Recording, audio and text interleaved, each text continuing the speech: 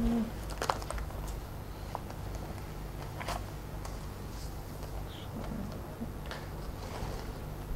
Let's look at a couple of things.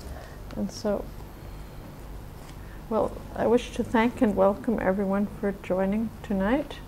And you have a weekly schedule?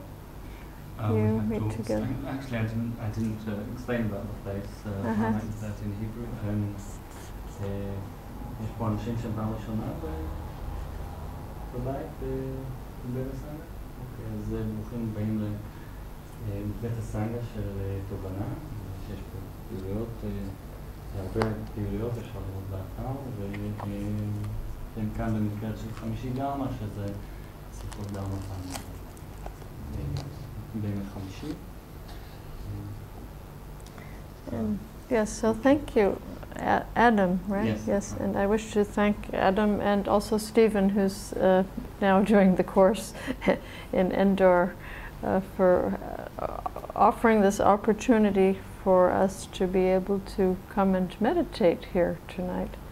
And so it's a rare opportunity that we have to meet together in a safe place and find peace in the mind, which sometimes is not very easy to do when the outer conditions are distracting or full of confusion. And so I believe that the topic of the talk this evening was called A Quiet Solution for Outside and Inside Conflicts in Our Lives. At least that's what I'm told. And in other words, how do we find a way to solve the inner and outer conflict that's not creating more conflict, or rather a peaceful way, a peaceful solution to the inner and outer conflict.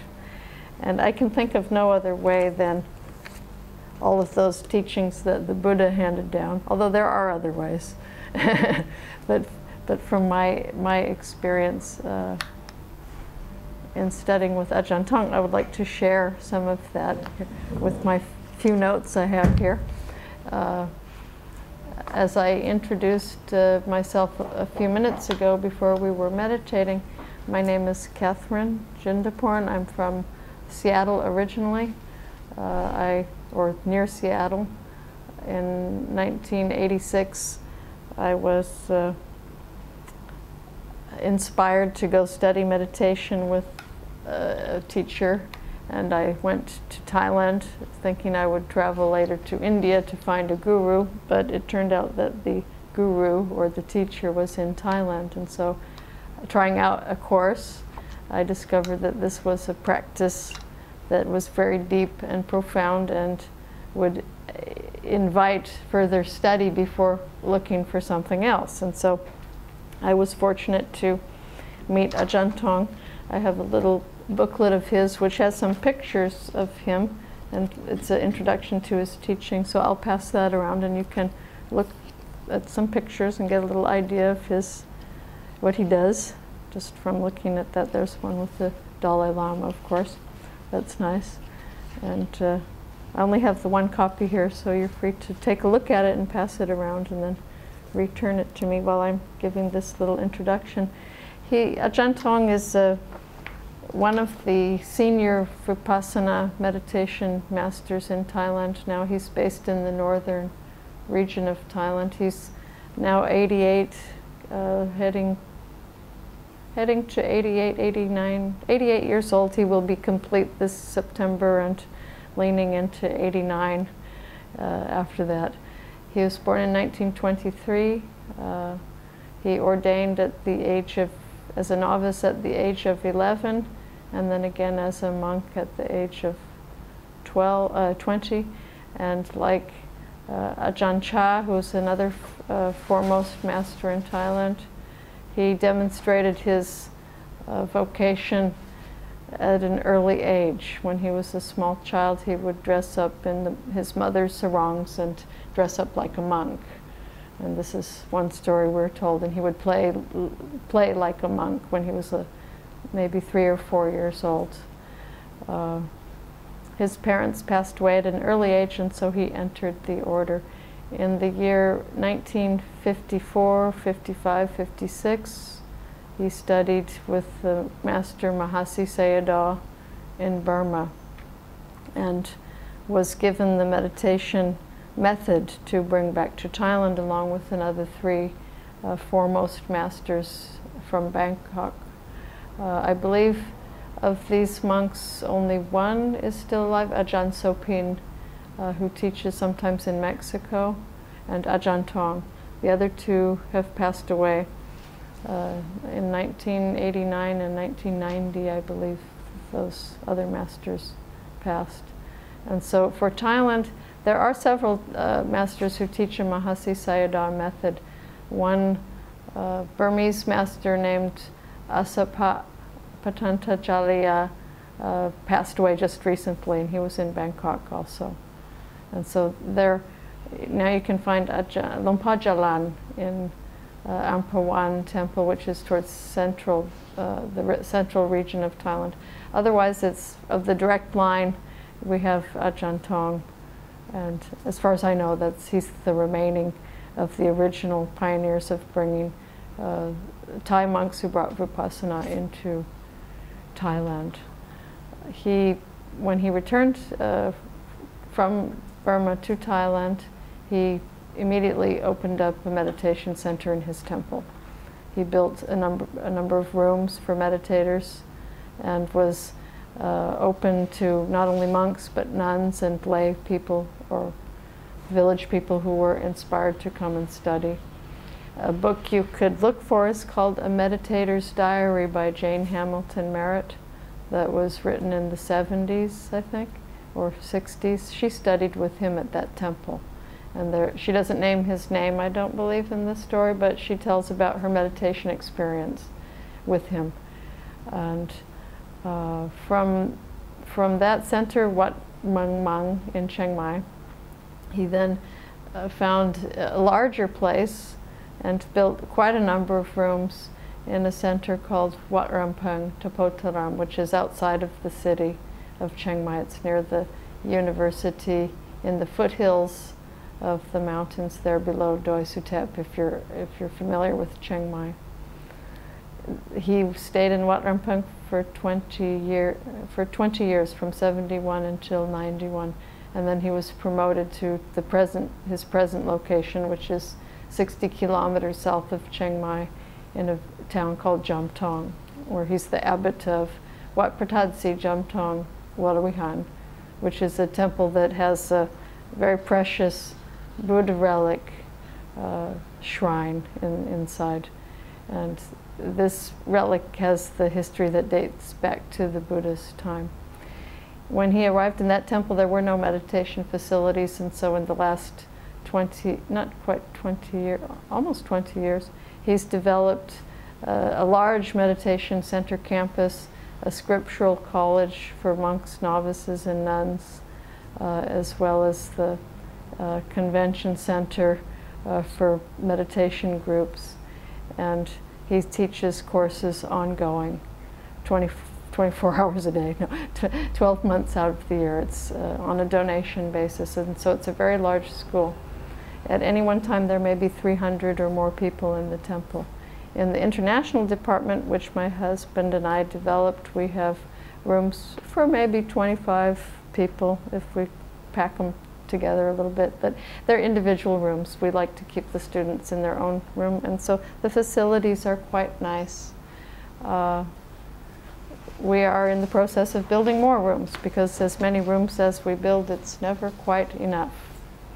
We can also bring our students into the main meditation section with the Thai monks and nuns, and that's always interesting for them too. So we actually have plenty of space. So with that introduction, I would like to begin talking a little bit about the peaceful solution to the inner and outer conflicts of life. And here, in one of my talks, we actually had a discourse which Ajahn Tong gave. I learned to speak Thai the slow way, which was, I decided when I was a young student of meditation that I didn't want to study Thai formally because the Thai teachers at that time had very little grasp of English, or at least the tutors that I found. And I found that it really interfered with my meditation practice. So I decided that I would learn Thai by listening. That took about 7 years to really get a complete grasp of it. And it's quite interesting because it was also an experiment to see how well the mind can make meaning out of chaos. You find that words would just kind of stick out at you. You might be listening to a stream of language and suddenly you start hearing the same word again and again and again, like the word my, and then my, and then my, which means no, no, no, or not, and then maybe you hear chai, chai, chai, which means yes, yes, yes. And so even though we don't really know, sometimes you can figure it out. I can't say that I figured all the Thai language out by myself. I had quite a lot of help. But there was one point when I realized that by the time I actually understand what Ajahn Tong is saying, then I'll know what he means. I just had this intuition that by the time I can, with my ear, understand what he's saying in his profound way, I'll have the mental maturity to actually know what he means. And so the first discourse that I really understood what he was talking about, and it was a real awakening moment for me, because it was not just the language and the intellect. I mean, we can understand with our intellect, but it was really understanding from the heart that woke me up in that moment. And the other thing we need to know is that Thai is a very intuitive language, and it's a heart language. It's a very right brain language, and so sometimes I have trouble speaking in English because English is, for me, it seems a very left brain language, and they don't always fit together. And I'm spending half of my life in the West and half of my life in Thailand, so right now I'm not going through a very good speaking period. However, I will give you, when I find it, a little review of this wonderful talk that he gave. He says that the world is on fire. This is actually a Thai adaptation of the fire sutta, where the Buddha was telling the monks, the ascetics who were living and practicing extreme practices, that the world is on fire. The eye is on fire, the ear is on fire, the nose is on fire, the tongue is on fire, the body is on fire, the mind is on fire. It's on fire with the fire of craving, the fire of anger, the fire of delusion, and that in order for these fires to cease, we need to be meditative and contemplative and put out the fire. And so the Buddha gave very detailed instructions in this way. And so this sutta, at one occasion, really inspired Ajahn Tong to give a similar kind of discourse. There was an occasion, I think it was about 1995 or 96, when he was giving a birthday talk. And in Thailand, when they celebrate their birthdays, they don't celebrate by receiving gifts. People celebrate by giving gifts. And so on Ajahn Tong's birthday, he invites hundreds of monks, and he will give gifts to these monks who will be chanting and giving blessings, and he offers the food, and he offers the robes, and he offers their airfare, and he invites the very special monk to give the Dharma talks. And so it's quite a big celebration. And in fact, when we go back in September, we'll be spending, I think, 2 days, maybe more, helping him to celebrate his birthday. And so on this one occasion, Ajahn Tong gave the Dharma talk himself, and he says that the world is on fire. He says it is completely engulfed by the flames of greed, anger, and delusion. There's no place on the planet which is not tormented by the great sufferings of birth, aging, illness, and death, by the sufferings of sorrow, grief, lamentation, pain, suffering, and despair, association with the unloved, separation from the loved, not getting what one wants. In short, wherever the 5 grasping aggregates exist, there is also suffering. Today, more than ever, we can see the massive suffering in the world. And remember, this was spoken like 10 years ago or something, more than 10 years ago. Massive suffering in the world. There is war, disease, poverty, famine, political and social upheaval, and strife in every inhabited corner. Unless we train ourselves to understand the true nature of reality, we may also suffer. If we do not understand the three characteristics of all phenomena and the natural law of existence, we may fall victim to the four fevers of the mind. He calls it ben kai, ben lok, ben kai. Kai, it means like a feverish affliction. And it's also a feverish affliction or state of perversion, of vipalasatam. It means a wrong understanding about things, which creates this feverish affliction. He says there are four fevers which, or states of perversion, vipalad or vipalasatam, which plague the minds of beings in the world. He says, the world is suffering from the fever of sensual desires, or kamaraga in Pali. The world is suffering from the fever of sensual desires. Everybody is chasing after beautiful sights, sounds, tastes, contacts, and ideas. Sensual meaning through the eye, the ear, the nose, the tongue, the body, and the mind. And that in the developed world, we're following and pursuing beautiful sights, sounds, tastes, contacts, and ideas. People only want the beautiful, the good, the pleasant. In some places, if people cannot satisfy their desires lawfully or legally, they will commit murder and other crimes in order to attain them. 2, the world is suffering from the fever of sensual pleasures or sensual happiness, sukha. Everyone wants to be happy. Nobody wants to suffer.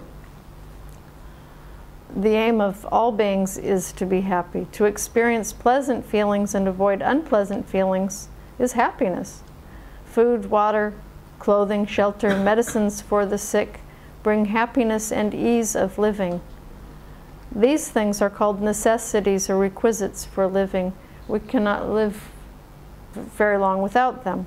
In fact, for the monastics, these items are necessary and are required to have a robe, a bowl to collect the food, shelter of some sort to live in, medicines when they're needed. And every human being requires these things.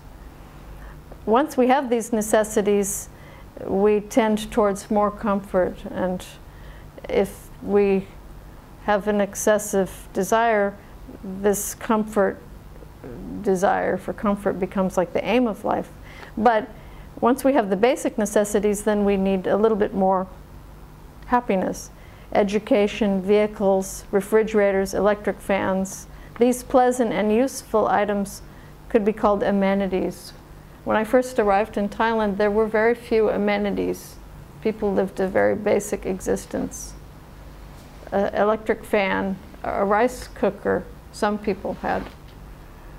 And then after a while, the television overcame the radio. Radio went out and the television came in. A refrigerator came later, motorcycles.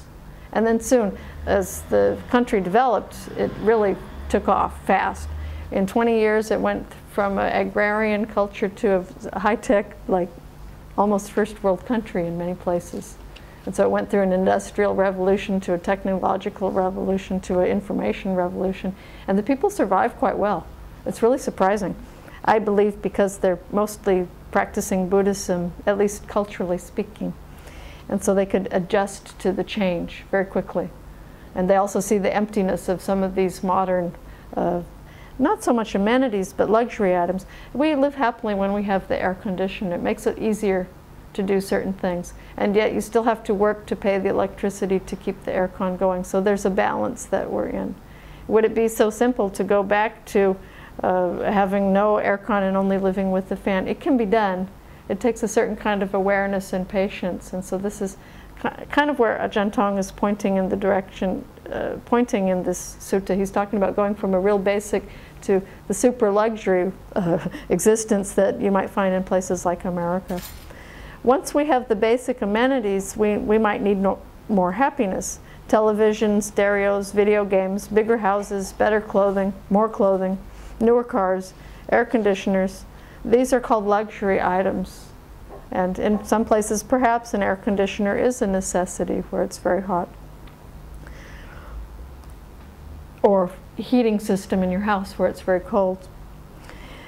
If we continue seeking after item or material after material, there may be no end to the sensual desire or the desire for sensual pleasure and happiness.